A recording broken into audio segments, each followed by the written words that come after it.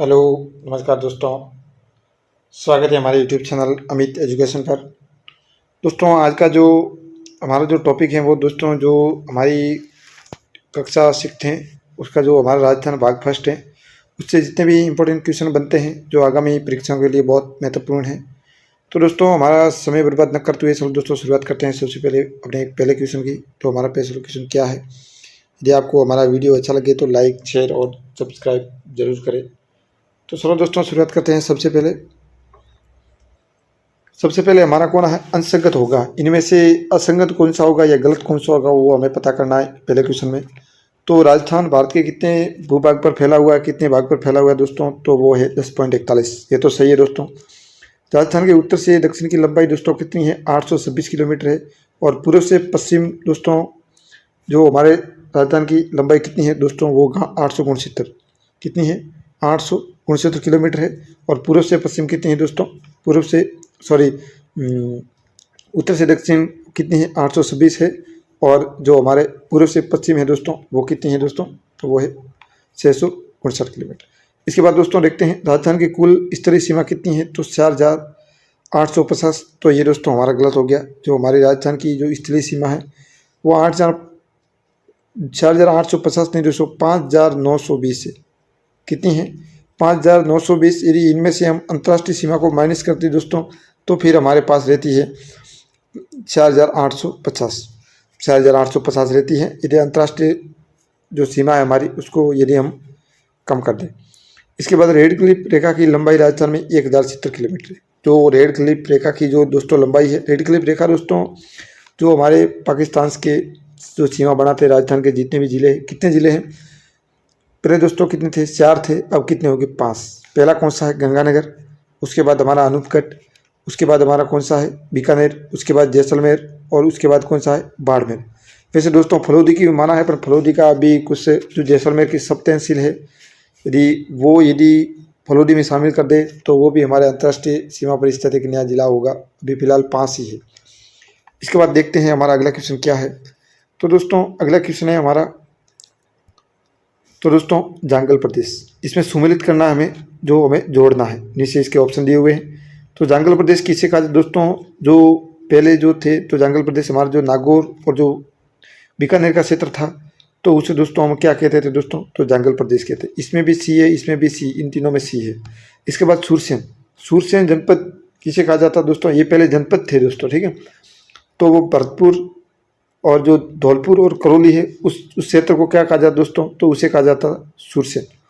इसके बाद योद्धे प्रदेश में दोस्तों पहले कितने जिले आते थे? 2, गंगानगर और अनूपगढ़। अब तीसरा नया जिला है अनूपगढ़, वो हमारे योद्धे प्रदेश में आता है। तो इसमें दोस्तों इसमें भी सी, इसमें भी डी। इसके बाद दोस्तों इसमें दोस्तों दोनों ऑप्शन सेम दिए हुए हैं, कोई बात नहीं।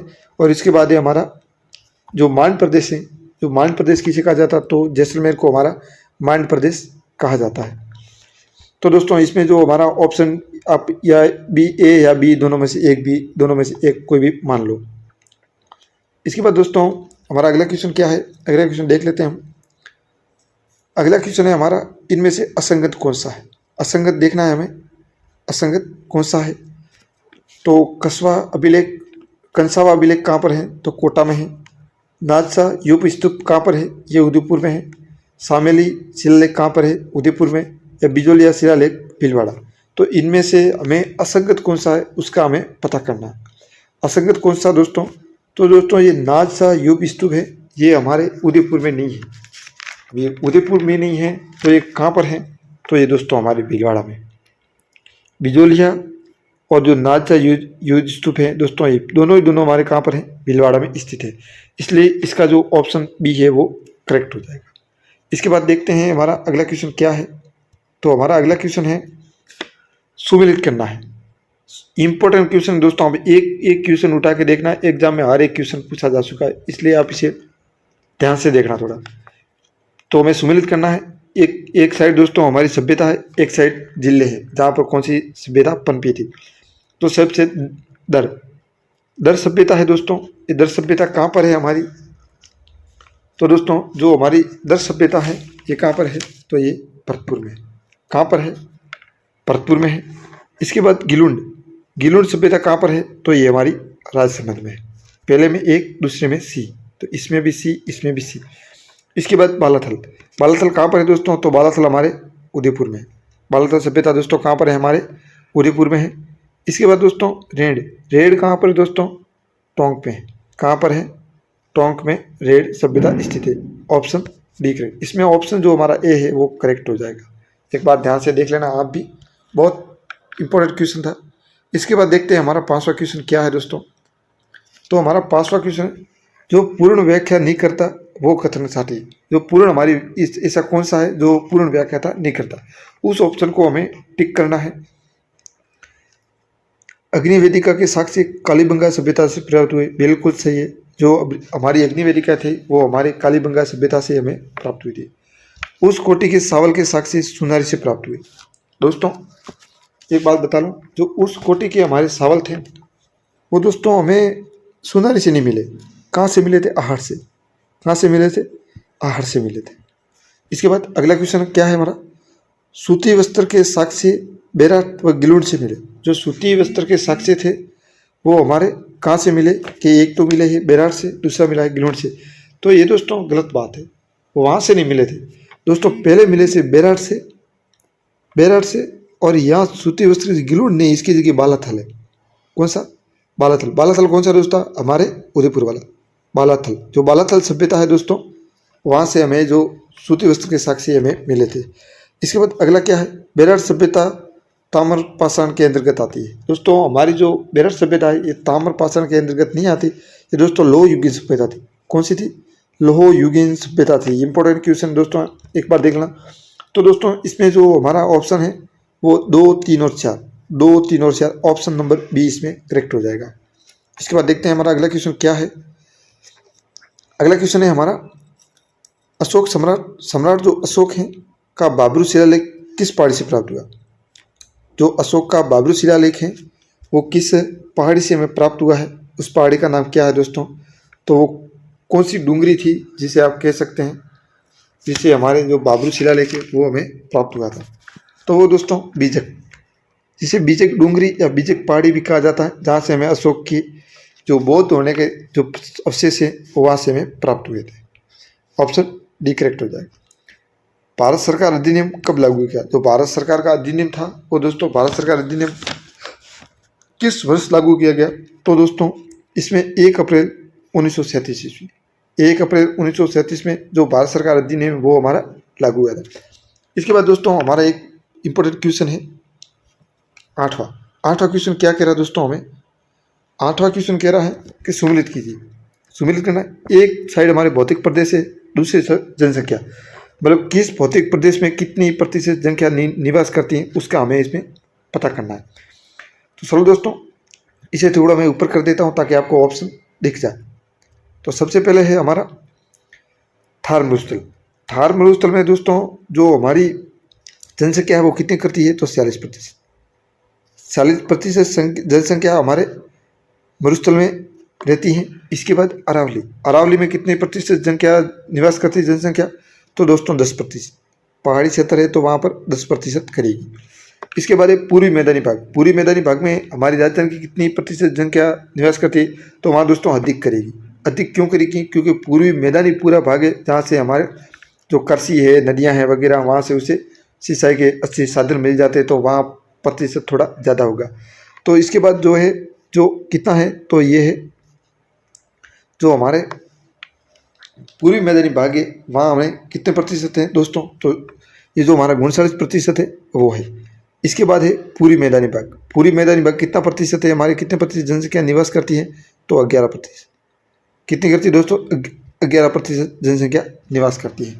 तो इसमें दोस्तों कौन सा ऑप्शन करेक्ट हो जाएगा? पहले में दोस्तों कौन सा है? पहले में 3, पहले में सी, इसमें बी, इसमें सी, ठीक है। अरावली कितने प्रतिशत? 10% है, तो चौथे में डी। तो इसमें भी सी, इसमें भी सी, डी, इसमें डी है और इसमें भी डी है। इसके बाद पूरी मैदानी भाग में कितने प्रतिशत है? पूरी मैदानी भाग है वो है दोस्तों 39%, तो वो हो जाएगा ए। तो इसमें ए है, तो इसमें ऑप्शन सी है दोस्तों, वो हमारा करेक्ट हो जाएगा। एक बार आप और ध्यान से देख लेना, मोस्ट इंपॉर्टेंट क्वेश्चन है, एग्जाम में कई बार पूछे जा चुके हैं इससे सवाल। इसके बाद ये हमारा 9वां क्वेश्चन क्या है? अरावली के संबंध में असत्य कथन। जो हमारी अरावली पर्वतमाला है इसे दोस्तों इसके संबंध में कौन सा तथ्य है वो गलत है वो हमें पता करना है इसके बारे में। इससे विभिन्न प्रकार के खनिज प्राप्त होते हैं। बिल्कुल हमारे जो अरावली पर्वतमाला वहाँ से कई प्रकार के दोस्तों हमें खनिज प्राप्त होते हैं। ये मरुस्थल के प्रसार को रोकती है। बिल्कुल हमारे मरुस्थलीय प्रसार है वो रोकती है। दोस्तों ये हमारा राजस्थान का है। इस साइड दोस्तों हमारी क्या है, अरावली है। तो इस साइड तो क्या है दोस्तों, मरुस्थल है। क्या है, मरुस्थल है। और इस साइड क्या है, जो हमारा पूर्वी मैदानी भाग है। तो दोस्तों मरुस्थल का प्रसार हो रहा है वो दोस्तों हो रहा है उत्तर की ओर, उत्तर दक्षिण की ओर हमारे राजस्थान का जो क्या है, जो प्रसार जो मरुस्थल का है वो हो रहा है। तो अरावली पर्वतमाला उसे क्या है, रोकती है। क्या करती है, उससे प्रसार को रोकती है। तो ये उसका भी काम करती है। ये भी ऑप्शन सही है। इसके बाद दोस्तों हमारा अगला क्वेश्चन क्या है, ऑप्शन क्या है, ये बंगाल की खाड़ी के मानसून को अप्रभावित करती है। चलो ठीक है। अरावली प्रदेश में सर्वाधिक वन क्षमता पाई। बिल्कुल सर, जो अरावली प्रदेश है वहाँ सर्वाधिक वन क्षमता पाई जाती है। दोस्तों ये कह रहा बंगाल की खाड़ी के मानसून को अप्रभावित करती है। अप्रभावित नहीं करती दोस्तों, प्रभावित करती है। क्या करती है, प्रभावित करती है। तो इसमें ऑप्शन सी हमारा करेक्ट हो जाएगा। इसके बाद अगला क्वेश्चन क्या है दोस्तों, हमारा 10वां क्वेश्चन क्या है। तो हमारा 10वां क्वेश्चन है असंगत कौन सा है। इसमें असंगत देखना दोस्तों, आपको एक क्वेश्चन में 10-10 क्वेश्चन मिलेंगे। इतने इंपॉर्टेंट क्वेश्चन है, आप देख लेना। आप खुद कहोगे हाँ खतरनाक क्वेश्चन है, एग्जाम में कई बार पूछे जा चुके हैं। असंगत कौन सा है, सर्वाधिक दैनिक तापमात्रा वाला जिला कौन सा है। सर्वाधिक तापमात्रा वाला तो सबको पता है कि वो हमारा जैसलमेर है। जैसलमेर में सर्वाधिक जो क्या है गर्मी पड़ती है, वहाँ का 60 डिग्री सेंटीग्रेड तापमान रहता है।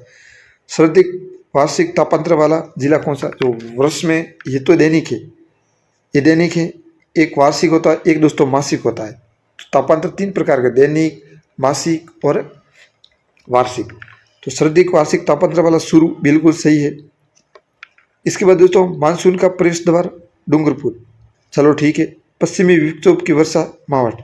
जो पश्चिमी विक्षोभ से मावट दोस्तों कब कौन से मानसून से होती है, तो पश्चिमी विक्षोभ होता है उनसे हमारी मावट वर्षा होती है।